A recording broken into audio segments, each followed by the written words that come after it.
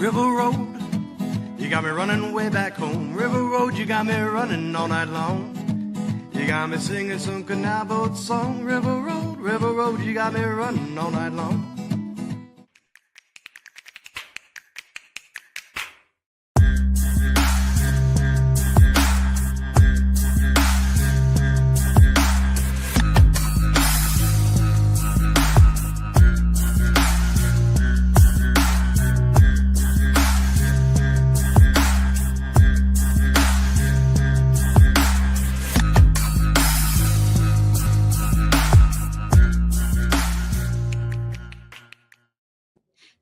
All right, everybody. Welcome to another episode of Niner Nuts. I'm Dan here along with Mr. Jimmy B, Mr. Eric. Welcome, gentlemen. How are we doing? I'm doing real good. I mean, today is a day. Yeah, nothing remotely important about today with Martin Luther King or the fate of our country, but Yeah, none of that. all that and deciding what's going to happen to this sign. How long that's gonna stay up? Hearing about Stay up for eternity. Here in about 3 hours, we'll know what's going on to that sign. Or 4 hours. But yeah, no, all that aside, and coincidentally, still no Niners news, at least I'm aware of today. So Niner Nuts sans the Niners again. But we do have a little bit of news that we'll just very lightly touch base on when we get to the end of this. Some things I want to be very, very mad about. But no, obviously divisional round weekend, one of the best weekends you could ask for in football, has happened. I think to keep us under an hour still, or just roughly, I'm going to give us 13 minutes each on each of the 4 games, if we need all 13 minutes, if not, but roughly 13 minutes per game. We got 4 big games to cover. So I think we need to just go ahead and roll right into it. We'll just go in chronological order, make things easier. So we will start on Saturday at 4:00 with the Texans at the Chiefs, and got my timer started. Yeah, this game was, at least for me, a lot closer than I was going to give Texans credit for. They actually did hang into it pretty well, and that stat about them being the first team to have outgained the opponent by 100 yards, no turnovers, and lose. But it was like the first time in 48 or 9 instances where this happened, where they actually lost. It's a shame. I like to I don't know. I like to pile on to the refs just because it's fun to make fun of the refs, but like, this is one of those times where, like, it feels like it honestly was kind of merited. And, like, this is, like, I'm sure, tell me there's a bunch of other examples involving the Chiefs, but, like, but damn it. Like, I don't know. Maybe if a couple of those flags went the Texans' way, they could have won, or they still would have lost anyway because it's the Chiefs and they were touched by God. But I don't know. I'll admit, full disclosure, I had to watch highlights of this game. I didn't get to see this one like live all the way through, but the result was a result. Shocker. They're going to their 7th AFC title game, and all they had to do was beat a team that was just even marginally inferior to them. Like, this is the benefit of being the number 1 seed, and they got to BS their way into that number 1 seed, and they got to BS now into the championship, and we'll see if the Bills can actually give them a challenge and they can put their money where their mouth is, and we actually deserve to be here. Like, I don't know. This game just made me sad. That it just made me sad. And yes, it's because I'm a Niners fan and all the history and stuff, but like, I don't know. Do you guys have anything of noteworthiness to come out of this game? Because I don't. I feel bad for Stroud. The defense actually played pretty well. It just sucks. As objectively as I can be, but I'm not a real reporter, so I'll say it. Very mad we have another Chiefs AFC championship. So if you would have watched the game, you would have heard Troy Aikman, basically earmuffs 1, 2, 3, bitch about the fact that Patrick Mahomes is basically baiting people. And it was really obvious. Like this, at times, like, you don't think like somebody, is really trying to draw that penalty, but this like the one play where he's running towards the sideline, everything is blocked in front of him. All he needs to do is go out of bounds to get the yardage. He does not need to come back in because everybody knows if he comes back in, he's going to take a hit if he comes back inside. Like they were breathing down his neck. He literally jumps. He literally was about to go out of bounds, jumps back in bounds, knowing full well he can't get any farther down the field. And then two defenders are coming, and he just falls to the ground. They hit each other, and we got a flag. We got a flag for a personal foul. Like Unnecessary roughness. Yeah, unnecessary roughness, personal foul. And Troy Aikman, who I don't really like all that much, pointed it out that literally like what we all saw was basically Patrick Mahomes baiting defenders to come at him, and he knew what he was going to do. He knew he was going to go to the ground. They're going to come and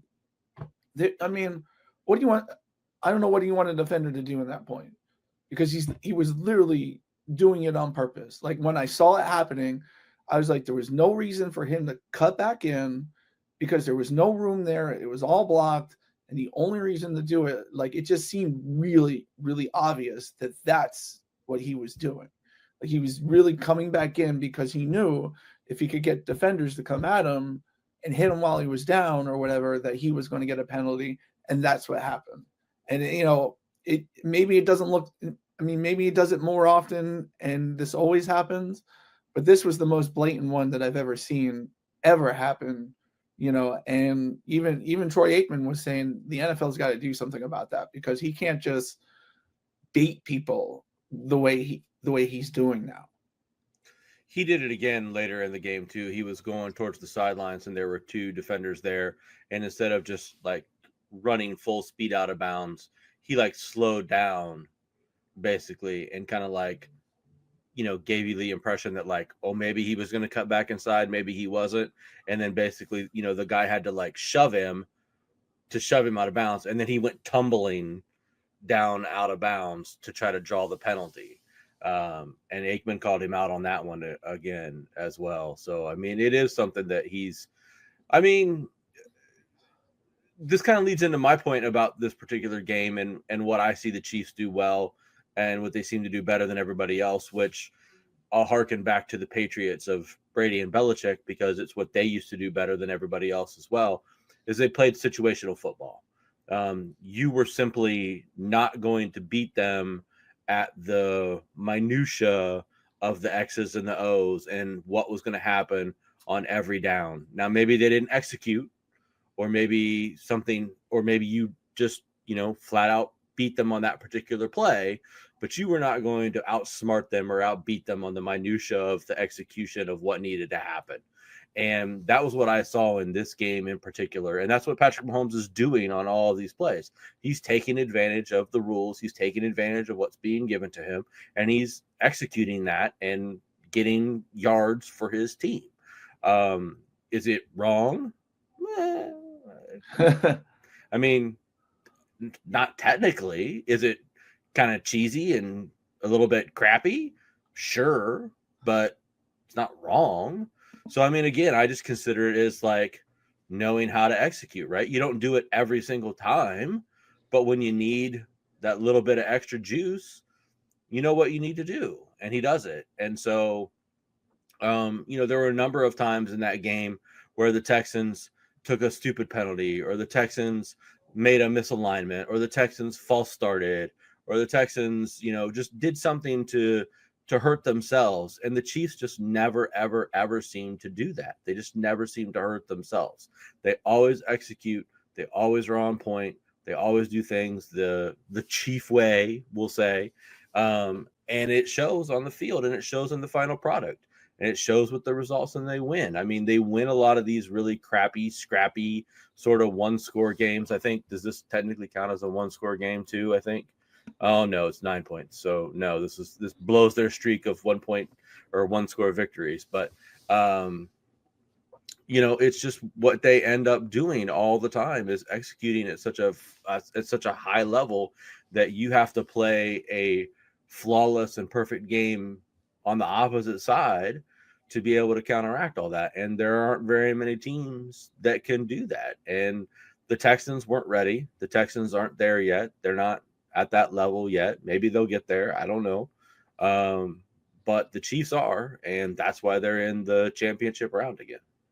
The fact that the Texans kept it within one score, all said and done, was a moral victory in itself, which yes, moral victories only mean so much, but no, you nailed it, dude. I had to explain while we were watching the Ravens game. Not to jump the gun on the Ravens, but like there was a play where Lamar Jackson definitely should have drew a flag and didn't. But then a couple plays later, he was diving, like he was an active runner. And my wife was like, "Oh, shouldn't that have been like an excessive like roughness penalty?" And I'm like, "No." And I explained to her the difference between a runner and a not runner, and then the minutia of like Lamar was out of bounds and he got dragged to the ground. That's why that should have been flagged.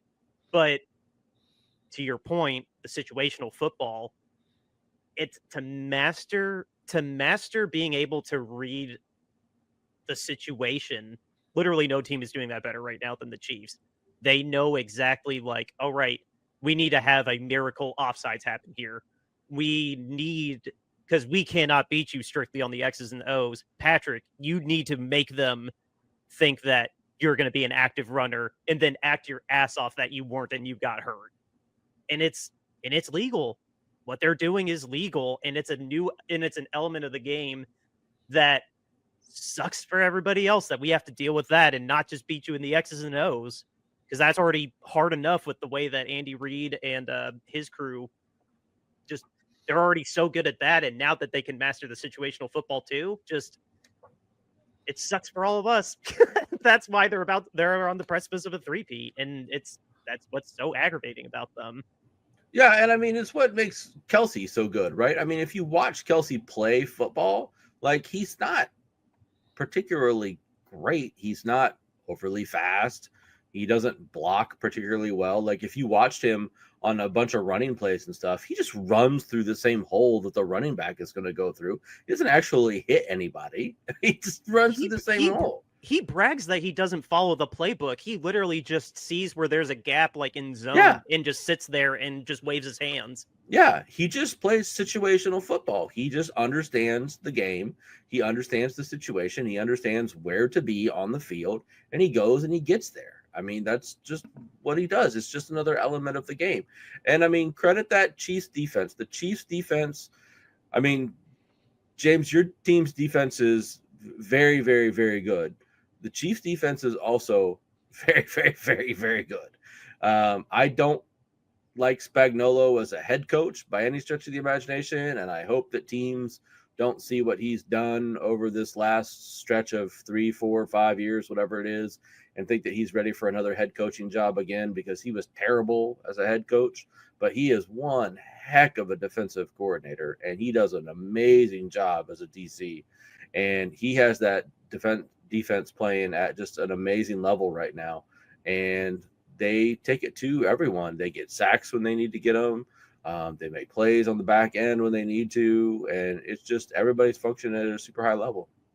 Well, and not to harp on the Patrick Mahomes thing, but they're honestly playing with fire, in my opinion, with this whole thing, because eventually it's going to get to a point where teams are probably going to be like, you know what, if we're really going to draw the flag, they're just going to pop him, even though we're not really doing it, then F it. Let's go for the flag. That's like if we're gonna get called. I've been low key praying for that to happen. Just like screw it. Like, we can take the 15 yards on this play. Just knock him down. I mean, it happens. It happened to Jalen one year when he played. A couple years ago, he was going for the MVP, running the ball. People weren't, and then he comes to Chicago, and a guy just grabbed him, and he made sure that he laid his shoulder right into him as he went to the ground, and that knocked Jalen out, and he wasn't the same the rest of the game. And so like, yeah, they're playing with fire, and I guarantee you there's going to be some team, maybe not any of these playoff teams, but there's going to be a team that's going to say, hey, listen, if he's going to play that game, then we're just we're just gonna go for it. We're just going if he's gonna play that game and do that, then when you push him out of bounds, like grab him, pick him up, and slam him out of bounds or something like that. Like just stop. This nonsense is not going to stop. Matt Milano next Sunday is just gonna cream him as hard as he can in the first quarter. And I'm not advocating that. Like I'm not trying to advocate that. All I'm saying is though, people are frustrated enough where that might just be what they say that they're going to do. And and you watch the league will get all up in arms about it or whatever, but at the same point, like if you're a team, what are you going to do?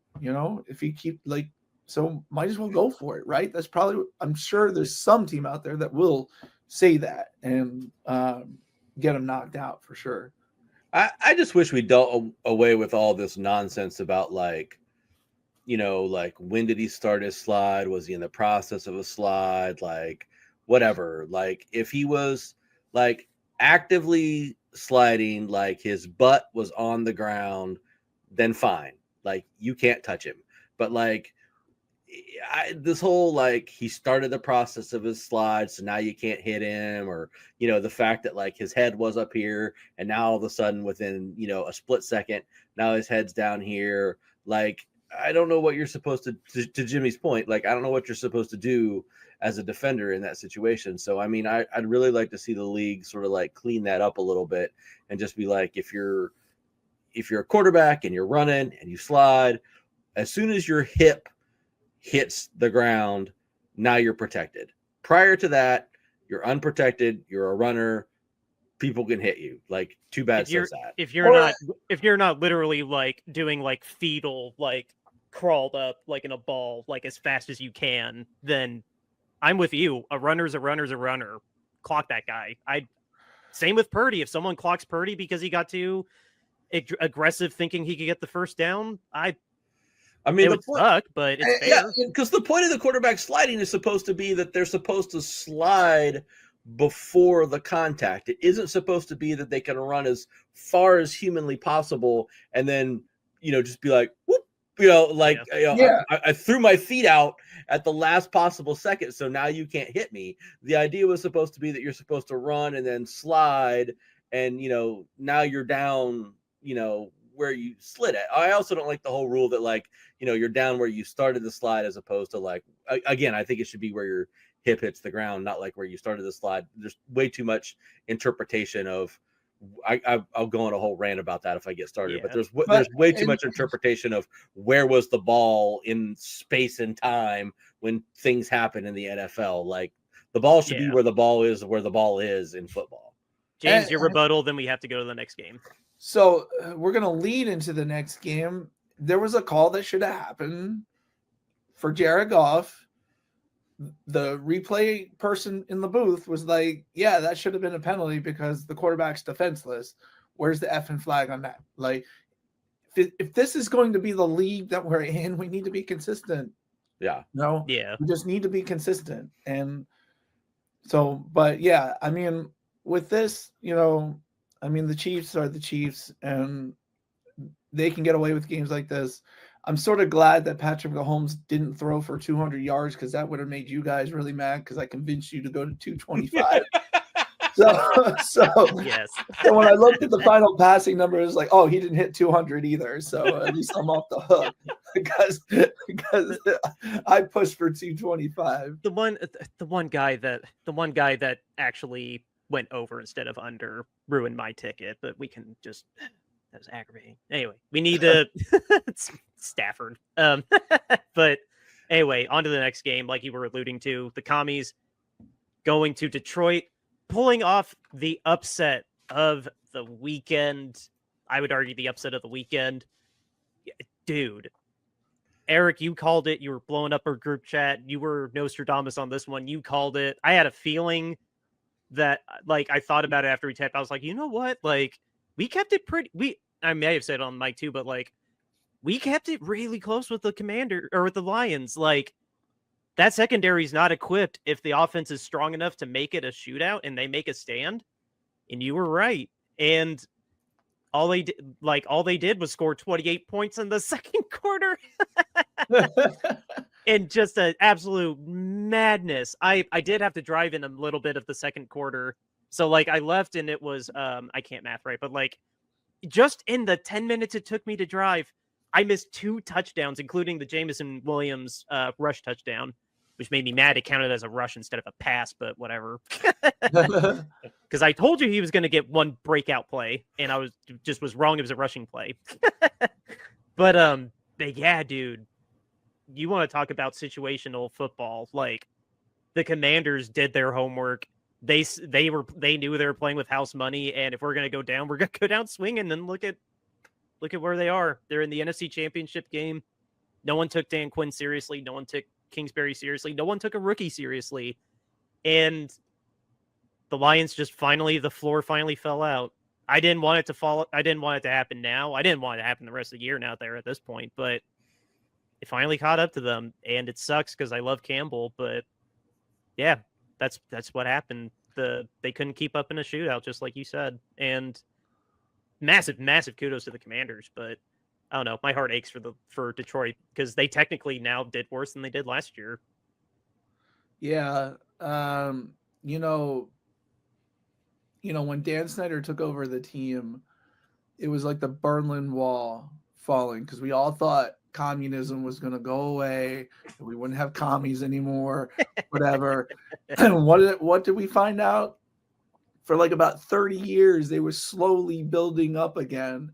And now the commies are back in full strength and in power. And now we got to deal with them with Jaden Daniels, Dan Quinn, Cliff Kingsbury. This is insane. Watching the game, I wasn't born yet the last time they were in the NFC Championship. That's how long it's been.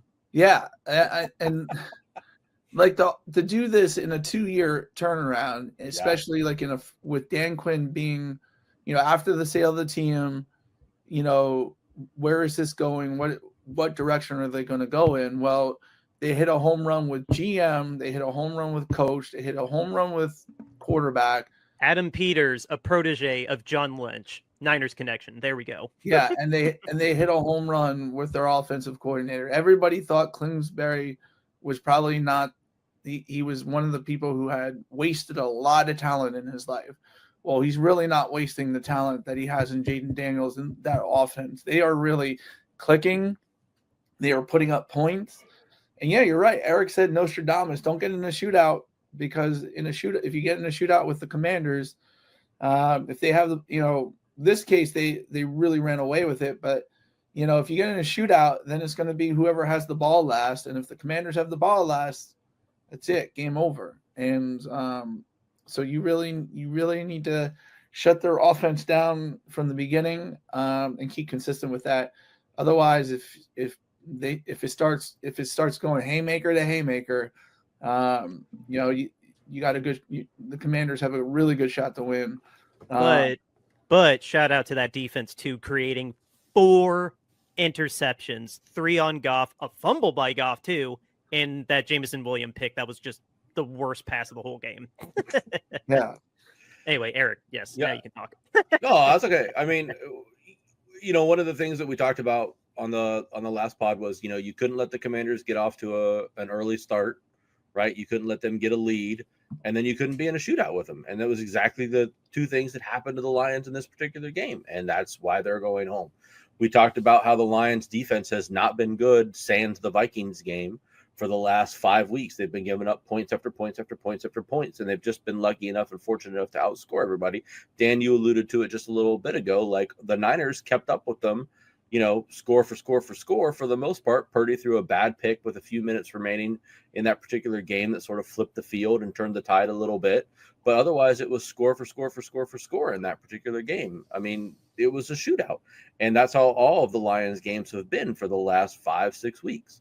And the Commanders have shown time and time and time again over the course of this NFL season that if you're just going to simply get into a contest where it's about how many points can you put up on the scoreboard, they're going to come out on the positive end of that the vast majority of the time. They've done it to team after team after team this season, and they continue to do it. And they just have this. They have the ability. They have the weapons. Jaden Daniels is cool as a cucumber under pressure and under all the circumstances. He's going to run away with Rookie of the Year. And McLaurin has blossomed under him now that he actually has a real quarterback throwing him the ball for once, the first time in his entire career. And the whole offense is just clicking. Now, you're right, Dan. The Commanders' defense did generate turnovers in that particular game, but their defense, they still did give up like 30-some points, right? So, I mean, defense still sort of suspect. Does this not add to a bend don't break argument, kind of like defenses we had in the past, where like, yeah, we're going to give up like a notable amount of yards, but we're going to create turnovers, and we're not going to compromise our offense's position. We're not going to put extra pressure on the offense. I mean, they still gave up 31 points. So, I mean, like, if you're looking, anytime you give up like 30-plus points to me, I mean, like, you have to score over 30 to win. I think that's a little bit of a dangerous predicament to put yourself in. I mean, I'm a big fan of like having to score like high 20s to win, and holding the other team to like around 20 to win. But you know, if the Commanders are going to put up 40 points, then 30 points is fine for a defensive stand. So, you know, when it comes to next week versus the Eagles, same thing, man. Like, James, don't get into a shootout. If you get into a shootout, man, your team is in trouble. Your boy Hurts is hurt, and I mean, we'll talk a little bit more about that when we jump into that game next. But I don't know that your team has the ability, sans handing it to Barkley 100 times a game, to keep up with them. With Hurts playing the way that he is right now, he hasn't looked good for a couple of weeks now, coming off that concussion. What he's saying is, don't be asleep in the first quarter and then play good. Yeah, I mean, I don't think you want to spot this Commanders team 10 or 14 points and try to come back. I just don't think that's going to work out really well for you. So Yeah, but you know, Lions go home. Is the Lions window closed? No, by no means is it closed. It's going to change drastically because, as we'll hit on a little bit later today, there's been some news around their team this afternoon. So, I mean, that's going to change the dynamic there greatly because of that situation. But, you know, they still got a lot of talent. They've still got a lot of people on both sides of the ball there. And, you know, they've been ravaged by injuries defensively this season. So, certainly no reason they couldn't come back stronger next season. But as we just saw with the Niners, it's not easy to get back. It's not easy to go 14-3 or 15-2 or whatever the hell it was that they went this season again. So, you know, are they going to be on the mountaintop again next season? You know, I wouldn't put money on that. Honestly, though, I disagree with you, Eric. I think if you get to the Super Bowl and lose, it's harder to get back there. But we've seen in the past plenty of teams, you know, just recently too. You guys lost in the NFC Championship game one year, came back the next year, rolling down the doors on everybody. You know, the next year, and you went into the NFC Championship game and won against this Lions team.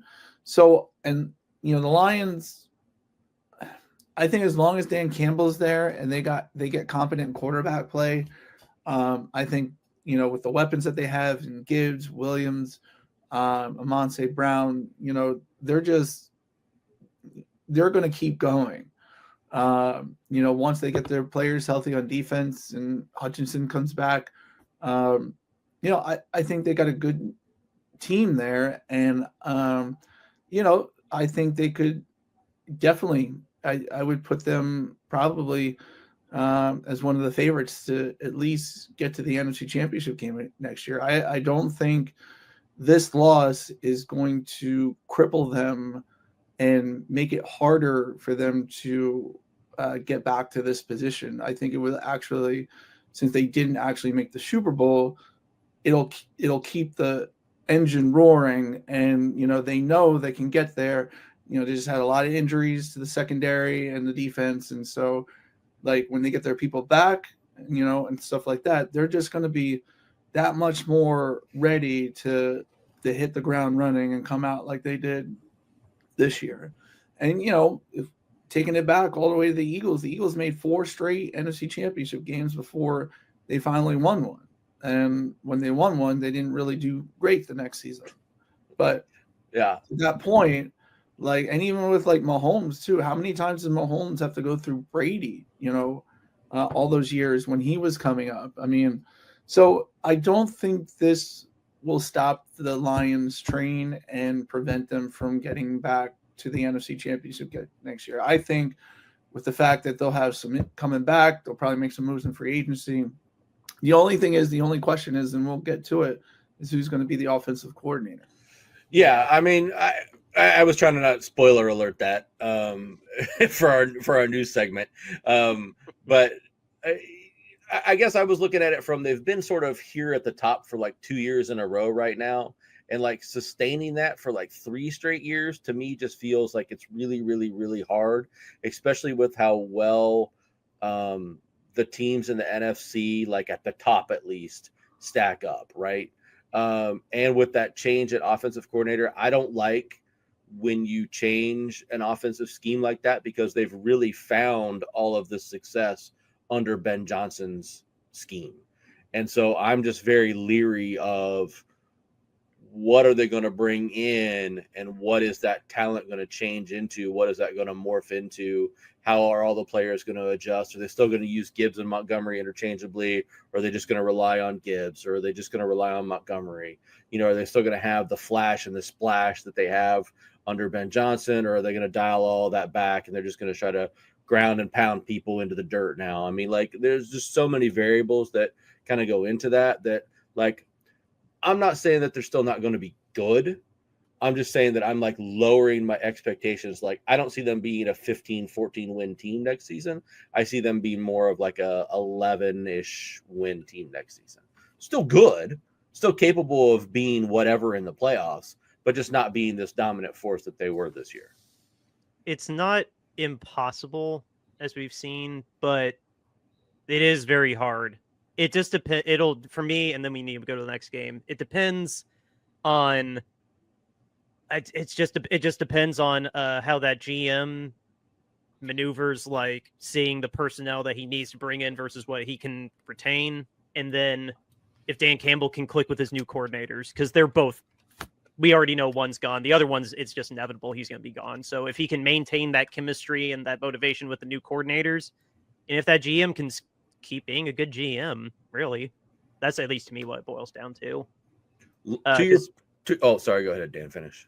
Oh no, I was just that was just all to me. If that GM can still be good at evaluating talent, and if Dan Campbell can radiate setting that culture and just maximizing the potential with the new coordinators, because losing one coordinator is already hard enough. He's got to do it with 2 coordinators, because it's just a matter of time until the defensive coordinator's gone. Yeah. To James's point, though, about attracting free agents and stuff, which Detroit should be a very good place for people to go for free agents. They have $67 million in cap space, but I don't know how many free agents that they have. So, I mean, wait, 67 million or just 7 million? 67. 67. The list is gonna be skewed because they had to bring in so many single year defensive players. Yeah. So I don't know how many. It's going to be a little skewed. Yeah, I don't know how many free agents and stuff they have. I mean, all that jazz we can figure out another time. But I mean, they've at least got a decent amount of cap space to play with. So I mean, they should be able to bring in a couple people. They're gonna poach Hufanga from us. I'm already calling it. Anyway, onward to going in chronological order. James, the game that you can give us a firsthand account of, the Rams and the Eagles.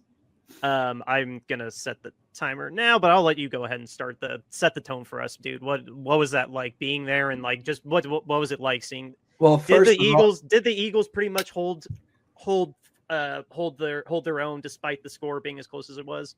Well, I mean, first of all, let's just say when we talk about how there are no Rams fans in the whole world, like, like I kid you not, I maybe saw 4 Rams fans the whole entire time from tailgate to end everything. Like 4. That was it. That whole stadium was nothing but Eagles fans. There weren't any. It wasn't like last week where we had Packers fans and stuff going. Like this week, it was literally full to the brim with Eagles fans. So 69,996 fans to 4.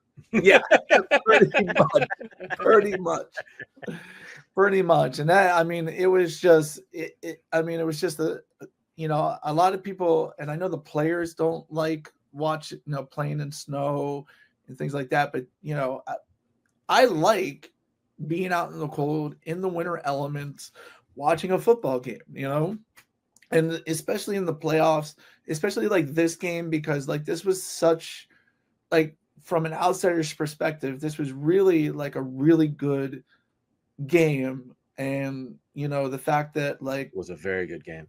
The fact that the Eagles came out on top, but like, Eric, Dan, people around America will always remember this game. And because it snowed, because the snow was there and it was a factor, and the game was just so good, with how tight it was. Like, really, should it have been that tight? No, I don't think so. Did your butt pucker at all? So when Saquon it had scores, to in the fourth quarter a little bit. So when Saquon scores and then Jake Elliott misses that extra point, as people like Eagles fans are leaving the stadium, I'm thinking, oh boy, this doesn't bode well. Like, I'm a little nervous because I'm like, where are you guys going? It's not really over yet. They got like 6 minutes, So yeah. And then they just go, boop, boop, boop, boop, boop, and like I was just like, oh, there it is. And now they're in position to win the game. Yeah. If they get a drive going, and with the offensive play calling going on, in that last quarter, like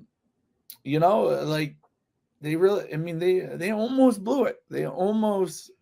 But yeah, thank I mean, God the Rams got down to like the 20-yard line, something like that. Yeah, they got down to like the 20. They were in the red zone, Yeah. and thank God.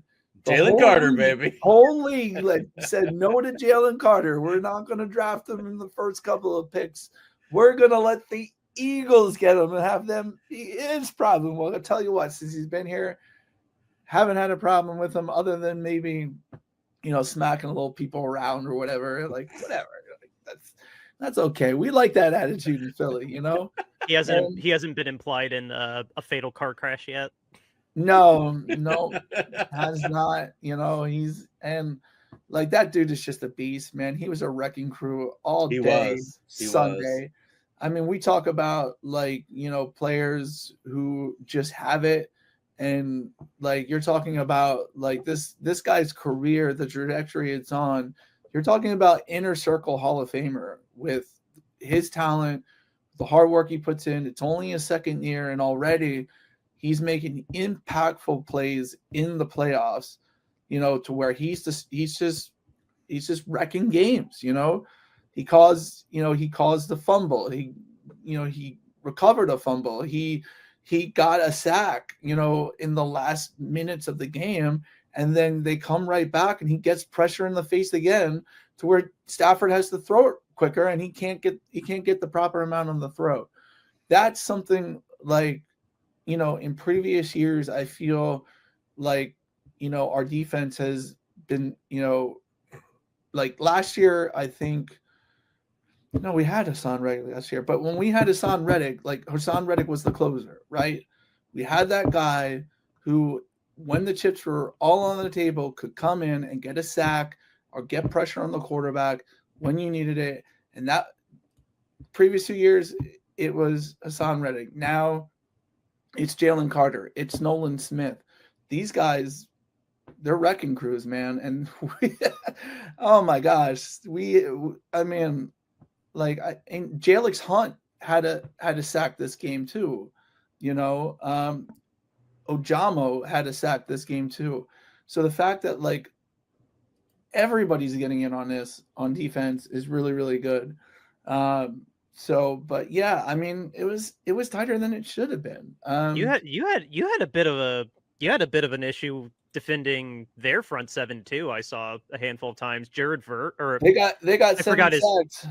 I forgot Verse's first name, but Verse is a beast. He's probably going to be rookie defensive player of the year. He's awesome for the Rams. He's most likely defensive rookie of the year. We did have some problems with him, but we also were able to, like, I mean, you look at who's watching Saquon run into the end zone on his first long play. Yep. It was hers. But he did come and play. And he said he hated Eagles fans. We made sure that we let him know that we hate him too.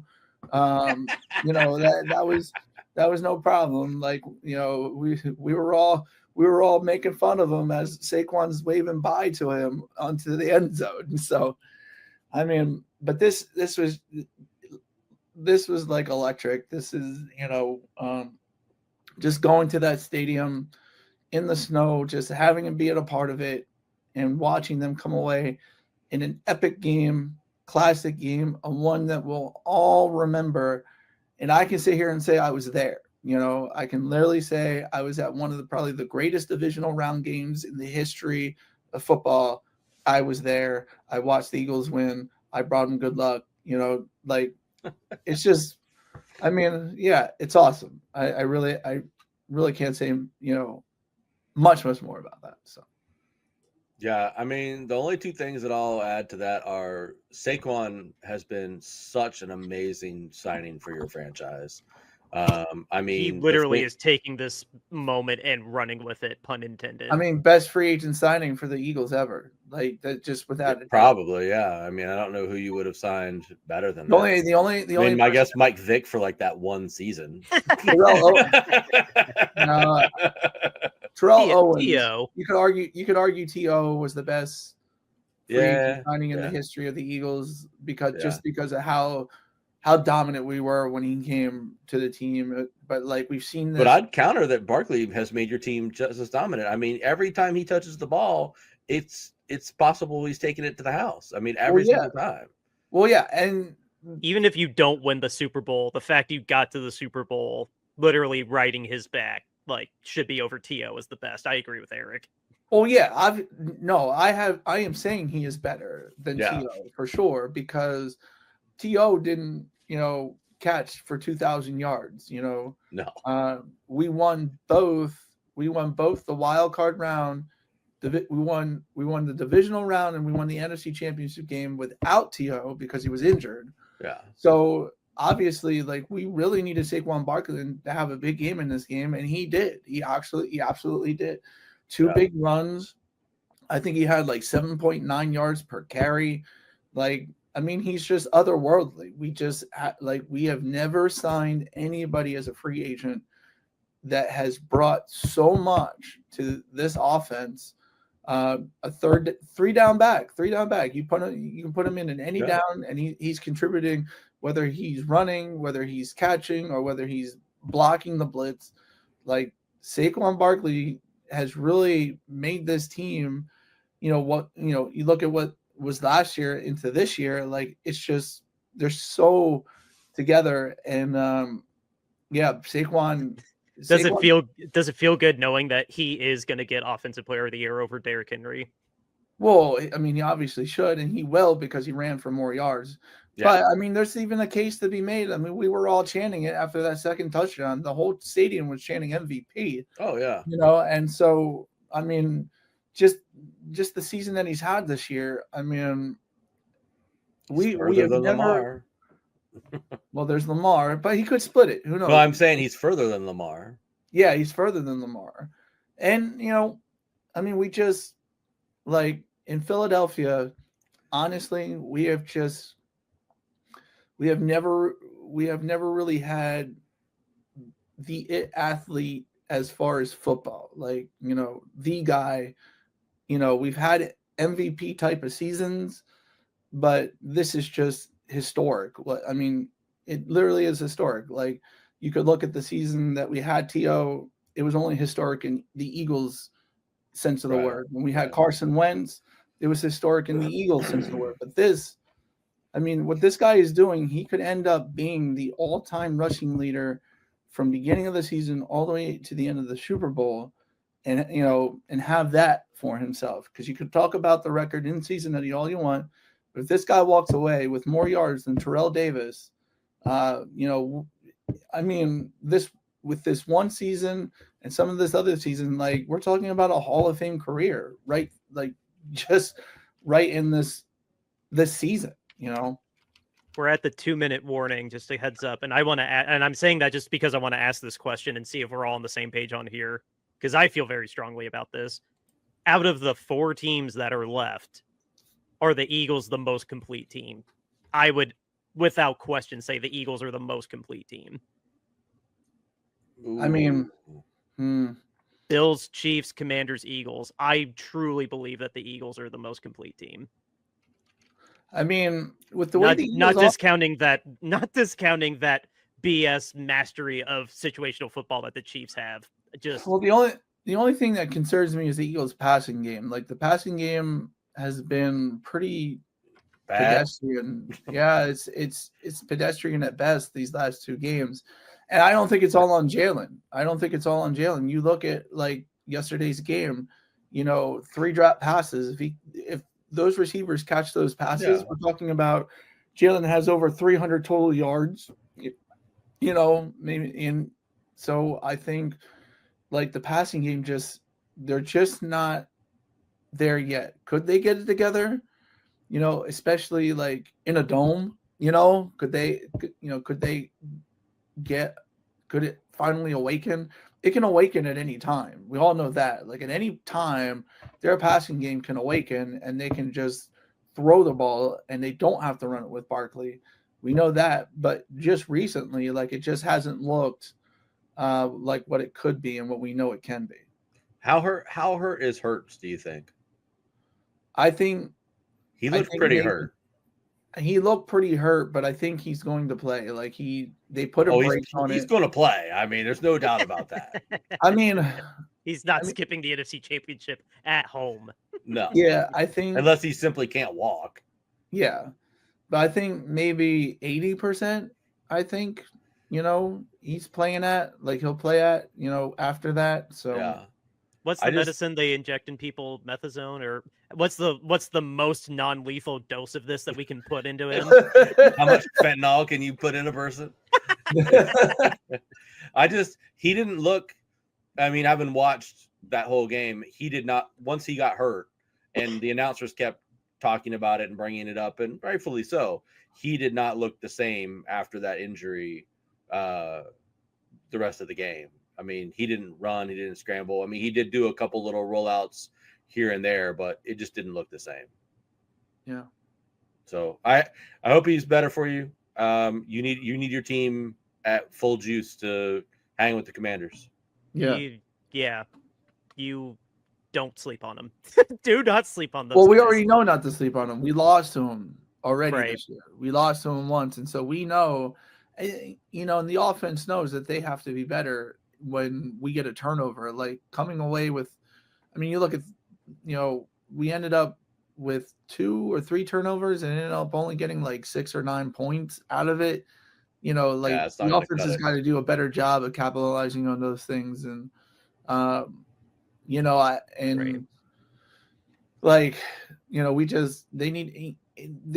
was a couple of times where they made mistakes, I mean, if they don't make the ineligible receiver downfield and and Lane Johnson doesn't false start, he does it every down.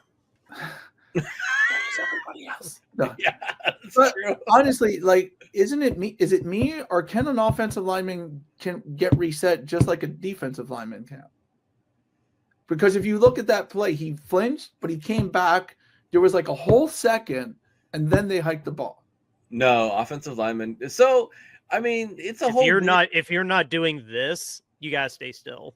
Yeah, it's a whole weird world in football though now, because I sent you guys that clip earlier this week about the Cowboys and the Niners playing in the championship game from, I don't know, 50 years ago or whenever it was, but it seems like forever ago.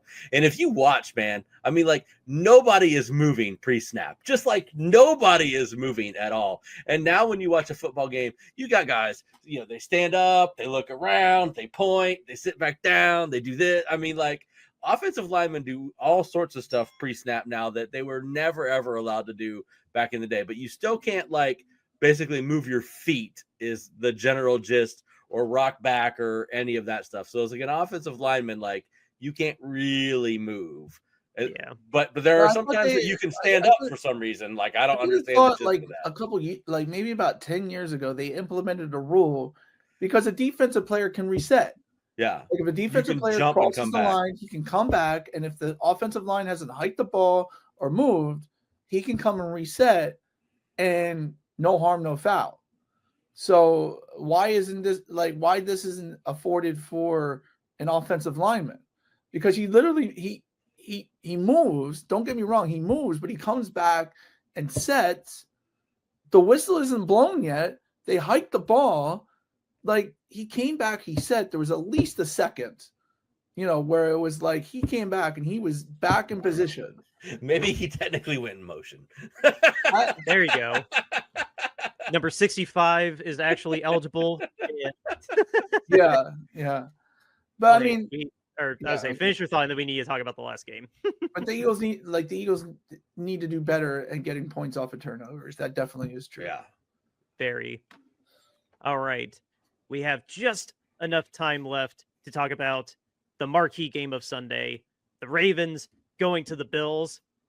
And who'd have thought that when push came to shove, the Ravens were going to find a way to literally drop it. And that is the thumbnail for this episode, is Mark Andrews. Poor Mark Andrews. Who's watched enough Ravens games over the last 3 years to notice this pattern and is not remotely surprised that this happened? Like, you have all the talent in the world. You managed to have all this talent under the cap. Like, you are not even close to cap hell, even though you had to go through your whole thing with Lamar Jackson getting paid. And you're at this spot, and this is what we talked about yesterday or last week. It's the legacy. Like this just being a little footnote in the legacy, but like, this is a pretty damn big mile for both of their legacies. And just like the Chargers are going to charge, the Ravens are going to Raven. And they went toe to toe. They were that close to tying this game, but push came to shove. It's a game of inches, and it's a game of just one play can decide your fate. And it came down to Mark Andrews dropping an easy 2-point conversion. And after a pretty remarkable, 30, 40-yard bombing straight into the end zone, no yards after catch, just right there. And, I mean, I'm happy. I wanted the Bills to win. And I think this is going to be amazing. An amazing AFC championship. And maybe finally Josh Allen can get one win against him in the playoffs. But no, all jokes aside, or not being as harsh, it was a great game. And it came down to a bunch of turnovers, really. Like, if the Ravens didn't turn the ball over 3 times in the first half, maybe they would have pulled it off. But nope, when push comes to shove, the Ravens are going to find a way to lose, as they have last year and the year before and the year before. I don't mean that to discount the Bills. I think the Bills look like they can actually go against the Chiefs. But, yeah, I don't know. I like to take a little pride that I called that the Ravens were going to choke when it mattered. Yeah, I mean, Baltimore, playoff Baltimore has gone from, tough defense, to Super Bowls, to basically them just, like you said, Dan, literally dropping the ball in the playoffs. And, I really like John Harbaugh. Like, he was a coach on the Eagles. He was a really good special teams coach. And then the year that he coached our defensive backs, he really did well there. He seems like one of the most genuinely nice guys in the league. Yeah. I mean, the dude, I mean, the dude just loves everybody, and so what are they doing? Like, what's going on that just happens every single year? You're going to start to wonder, and who are you going to point the blame at? You pointed at the tight end, you pointed at the quarterback, you pointed at the coach. Something's, I don't know what they're going to do in Baltimore, because they're not like Philadelphia. They don't just move on from head coaches and things like that just with ineptitude in the playoffs. So I don't know. I They mean, need to do what the Chiefs do and buckle down and study situational football over the offseason, because every one of those turnovers were completely unnecessary. Damar Hamlin sacking Lamar Jackson, and he just doesn't tuck the ball in. It just slips out of his hands. That terrible interception where he hella overthrew the receiver and the safety. It was like he threw it to the safety. right. They just did really bad situational football, and that terrible first half, it almost, like, they were still in a position to tie the game, but situational football, dropped the ball when it mattered.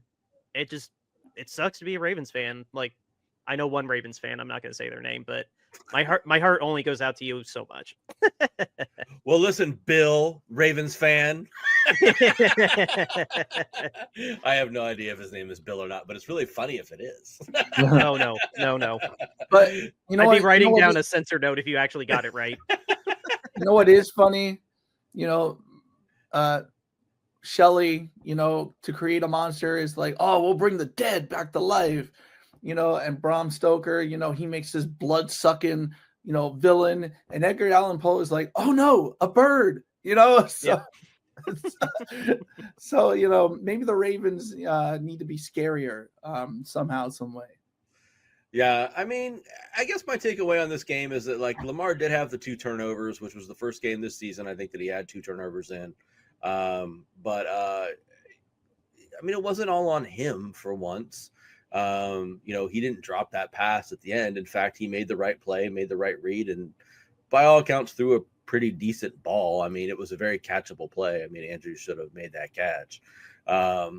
So, we talked a lot on the last podcast about, who is this a bigger indictment on, Lamar or Josh Allen?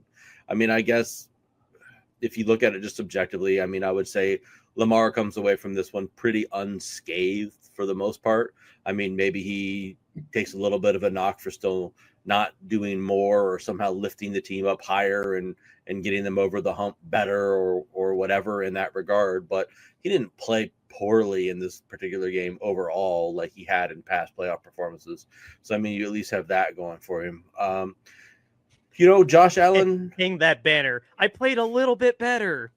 Yeah, I didn't suck in the playoffs. I mean, yeah, that's the banner that he used to hang up.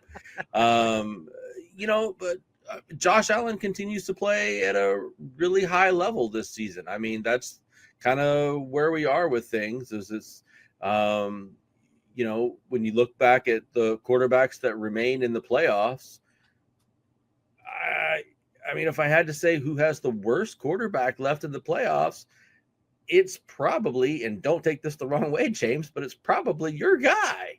He's probably the worst of the 4 guys left remaining. And maybe that's because he's hurt. Maybe that's because he hasn't had the right opportunities over the last couple of weeks. But between the guys that are left, he's probably the worst of the 4. So, I mean, the guys who have been the cream of the crop this season have led their teams further and further and further. And so we're going to see this coming week what sort of attrition rolls out of kind of these big guys, coming together and clashing and playing it off and seeing who wins. I mean, you've got a gigantic matchup between Mahomes and Allen, our Brady Manning of the new generation. You've got that going again. And then you've got 4. Yeah. And then you've got Daniels and Hurts going at it on the other side. You've got the young upstart who has no business being there as a rookie going against Hurts, who's playing at not 100% on an Eagles offense who outside of Barkley kind of sputtering. So,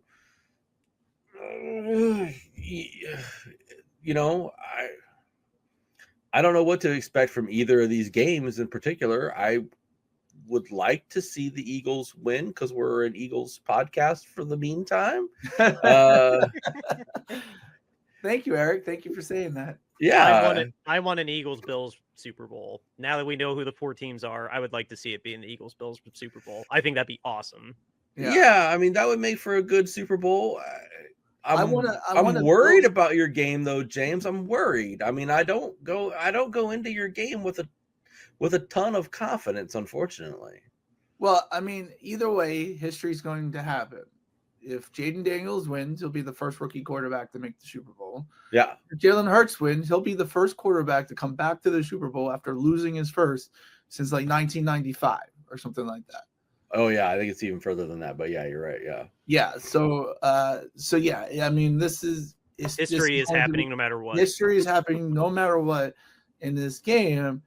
So I mean, granted, I think the Eagles' offense is sputtering. I agree with you, but that doesn't mean next week they can't show up and show out. No, not at all. And they have been known to do that when they get questioned and they're like, "Oh, what's wrong with the passing game?" All of a sudden, Jalen's throwing it downfield. AJ's catching it. Devontae's catching it. Goddard's catching it. Yeah. Johnny Wilson might get in the mix. And so like I just I mean, we could see anything. We really could see anything in Philadelphia next week. What's the weather going to be like? Do you know? I have no idea. Okay. Because I think that plays. I just think that plays a lot into it. Because I mean, like again, if it's going to be some sort of conditions like it was this week, then I mean, I think that helps you out a lot. Because I don't think the Commanders are built for a real snowy, sloppy kind of game. Their offense, again, is a lot more finesse, high flying, high striking, high speed kind of a thing. So, I mean, I think that would lend itself to being advantageous for you guys. So, I think the Bills have a really good chance to beat the Chiefs. I mean, they gave them a run, or the Bills beat them earlier in the regular season. So, I mean, barely. Loss, right? Yeah. Or that's the Chiefs' only like real loss. Yeah. They lost to Denver, but that's not a real loss. Yeah, exactly. Yeah. Their only starter loss was to the Bills. Yeah. So, I mean, like, they have the capability of doing it. And they have the capability of beating them. But the Chiefs have been just such a monster all season long that I've said it for weeks and weeks and weeks and weeks until somebody beats the Chiefs. The Chiefs are going to be the team that I'm picking until somebody knocks them off, because it just doesn't seem like anybody can take them out. So I know a really big Bills fan, and she's been a Bills fan since way back in the day, in the 90s. And I hope they win, because I want to see her jump through a table. Yeah. She literally has said, like, she wanted her first table to be special. So getting to the Super Bowl, like, over the Chiefs, she says that she'll do it. I want to see her go through the table and see if she comes out alive. So if we have to get down to it, it's Bills, Eagles, Chiefs, Eagles, and then Bills, Commanders, Chiefs, Commanders. Bills, Commanders, Chiefs, Commanders, right? Yeah. For matchups? Yeah. Okay. That's what I thought too. Do we want to? I technically had 50 seconds. Do we want to secede that and roll right into the sponsor? Run the sponsor. Hell yeah! I'm never opposed to talking about our wonderful sponsor, RoyalRetros.com. What is Royal Retros is your go-to place to get yourself an authentic throwback jersey, whether you're a football fan or a fan of any of the other major sports. They got you covered. And as you see here, all of us Bay Area fans, we can go check out the Candlestick collection. It's curated with us in mind. And when you find something you like, anything you like, throw it in your cart and use the promo code Shady Sports, and you'll get 10% off of your entire order. Again, it's promo code Shady Sports to get yourself 10% off of your entire order at RoyalRetros.com. Go get yourself an authentic throwback jersey today. James, tell the people about our t-shirts. So, guys, we've been raising money for Mountain Comprehensive Care Centers in Kentucky. basically trying to bring awareness to the lack of accountability for NFL owners in the league. For instance, maybe about a year ago or so, I think we're at 2 years, right? That the Houston Texans minority owner was charged with very serious sexual crimes. Yeah, he wasn't convicted, and you may say, well, it's a moot point, but we all know that if a player had done what he had done, we'd be hearing about it nonstop in the news, aka Deshaun Watson. So that being said, we are saying player standards or less than owner standards, although the NFL has said that it's the other way around, but it's obviously not that way. So we're raising awareness by selling some shirts. And first up, we have our statement, owner standards are less than player standards, hashtag owner accountability. $22.99 gets you that in a t-shirt. We have different colors, different styles, different sizes. Next up, we have our podcast logo art. You'll find this anywhere you see us on YouTube, Spotify, Apple Podcasts. You'll see this in our profile picture. $22.99 gets you that in a t-shirt, or we have different styles, different sizes. Next up, we have our alternate logo art.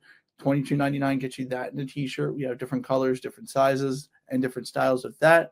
And last but not least, how can you say no to a peanut, eating peanuts while cheering on the couch for San Francisco 49ers, our Niner Nuts mascot? $22.99 gets you that in a t-shirt. Donate to Mountain Comprehensive Care Centers today. Cheering for a fun off season and an uneventful off season so far. But yeah, the links for everything, information, and the shirts are in our show notes, like James said. We need to wrap it up here, but we cannot leave without first addressing. I'm just going to address 2 coaching hires that stood out to me today. If there were any others, I didn't see them, but I'm just trying to get the name right of the other guy. The first one I'll say is Ben Johnson, Lions offensive coordinator. Immediately, less than 24 hours later, is now named the head coach of the Chicago Bears. Oh, Bears. My 2 cents on it. Of course, I can't find this guy. But anyway, my 2 cents on it. Good luck dealing with Miss McCaskey. Ryan Poles is an amazing general manager. I will sing his praises until he gives me a reason not to. I think so far he's been a great general manager for Chicago. I think you are the right kind of offensive mind for Caleb Williams. I don't know. I wish him the best. On paper, it looks like this should be a good year for Chicago, but this year was supposed to be a good year for Chicago too. So, it was, wasn't it? It was. What did it turn out? Crap. Yeah. So, good luck with the defensive coordinator hire too, because obviously Eberflus needs to be replaced. I don't know. I really trust Ryan. I think Ben, with what he did with the Lions, the ceiling should be really high for Chicago. Just tell Miss McCaskey to let you do your thing and butt out. So do we want to lay the over underline for years head coaching for Ben Johnson in Chicago at 2.5 or 3.5? What was the deal that he signed? Probably a 5 year. I bet it was a 5 year. I didn't see the details. But while you're looking that up, I just let me complain about the Colts for 2 seconds. We're already over time. But Jim Irsay, you acknowledge that the Colts have been living in mediocrity and you want to do something about it. And you hear us and you hear Pat McAfee bitching in your ear. And you hire Lou Adler or whatever his name is, Lou from the Cincinnati Bengals, who just got ousted for running their defense terribly. And you want him to try and make Gus Bradley's defense better, replace Gus Bradley to try and make the Colts defense better. That's all I have to say about that. I am not happy about that hire. I like Shane Steichen. I have no reason to dislike him yet. Why did they hire this defensive coordinator?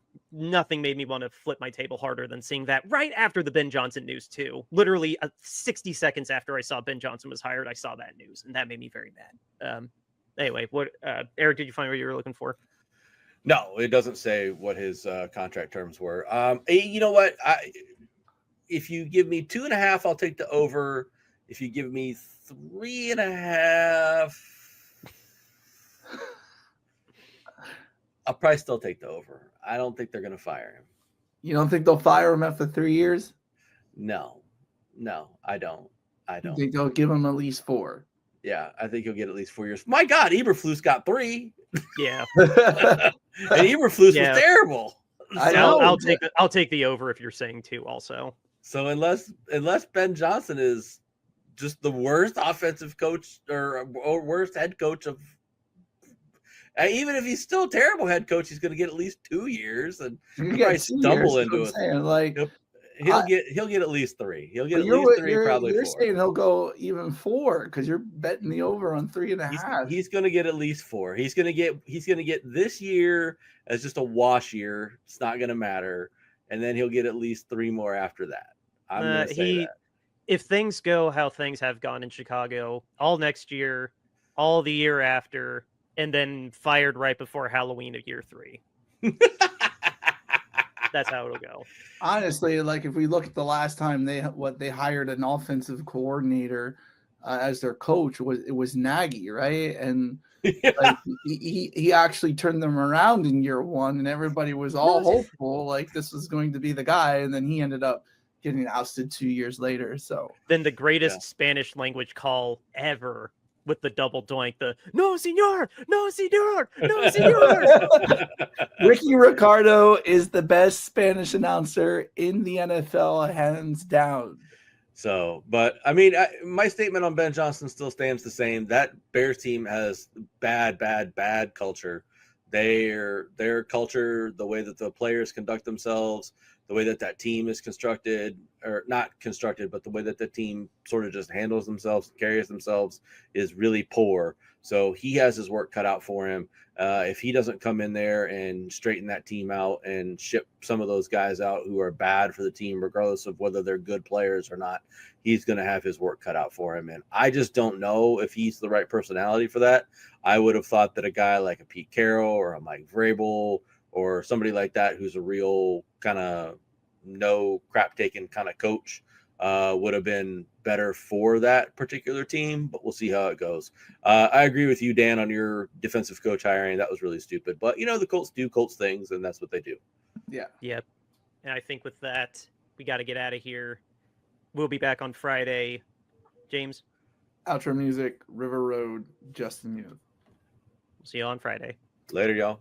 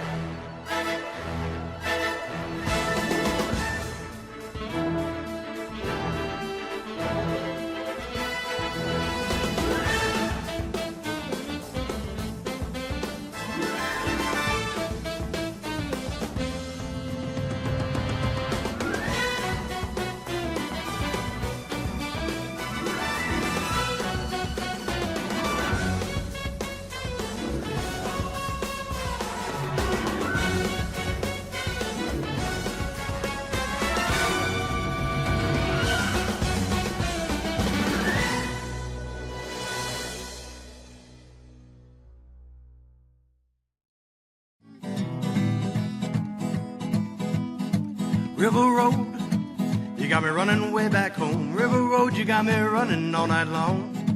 You got me singing some canal boat song. River Road, you got me running all night long. River Road, where have all the women gone? Have they kissed her hand and waved you bye-bye? Have they thought about crossing your double yellow lines? River Road, they love the way you whining.